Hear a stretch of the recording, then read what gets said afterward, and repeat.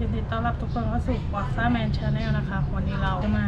ทำการเปลี่ยนสีล้อแม็กด้วยสเปรย์ลอกได้อันนี้นะทุกคนนี่ผลที่ได้จะลุ่งหรือจะลุกคอยติดตามชมกันเลยค่ะสีเดิมมันเป็นแบบนี้นะทุกคนเราไม่ชอบอะเราชอบดุดันนี่คือสีเดิม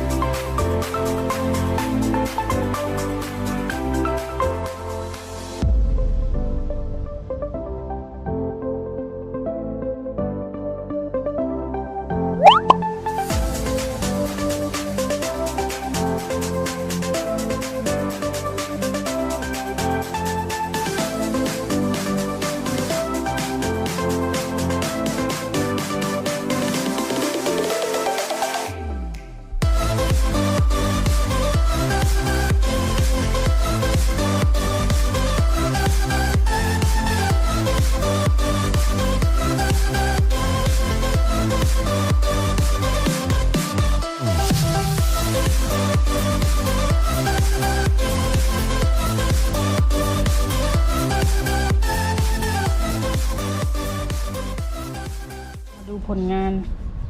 หลังจากที่เราพ่นไปแล้ว4 รอบเราจะมาแกะหัวน็อตแล้วก็ขอบยาง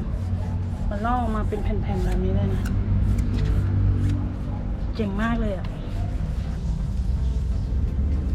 นี่จุกยางนี่ครอบไว้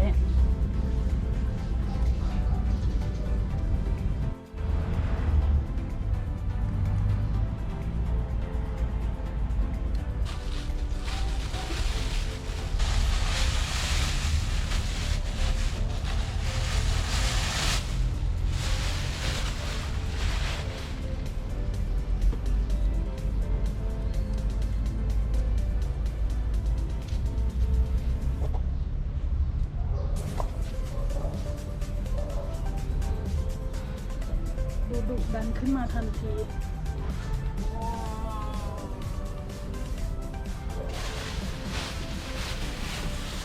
เสร็จแล้วนะทุกคน ไม่